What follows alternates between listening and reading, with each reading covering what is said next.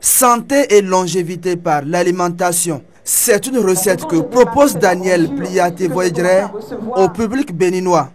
Dans ce bouquin d'environ 130 pages, l'auteur pointe du doigt les aliments qui tuent, les produits qui modifient dangereusement les habitudes alimentaires des consommateurs qui n'en connaissent malheureusement pas la toxicité et les dangers à moyen terme sur la santé. Se référant aux analyses alarmantes du rapport national sur le développement humain au Bénin de 2011 et des fondements religieux et bibliques, Daniel jette un regard critique sur l'alimentation des Béninois. L'alimentation, la malnutrition est un phénomène qui est en train de se développer et qui est cause de beaucoup de maladies.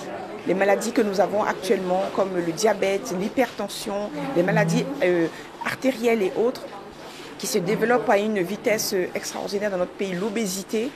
Et donc, ce livre fait un peu l'état de la situation, en mettant en garde les populations et en les sensibilisant sur les aliments dangereux qu'ils ont l'habitude de consommer.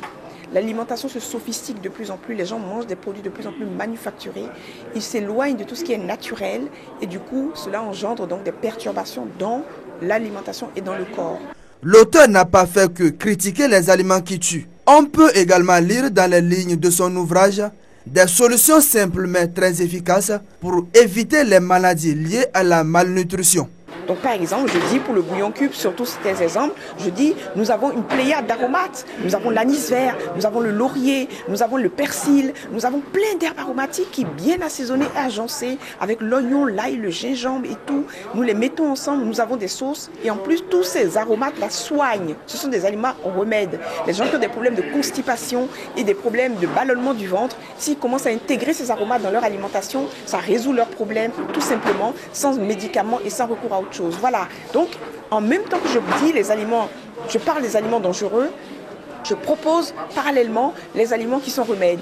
Tel père, telle fille, diront certains.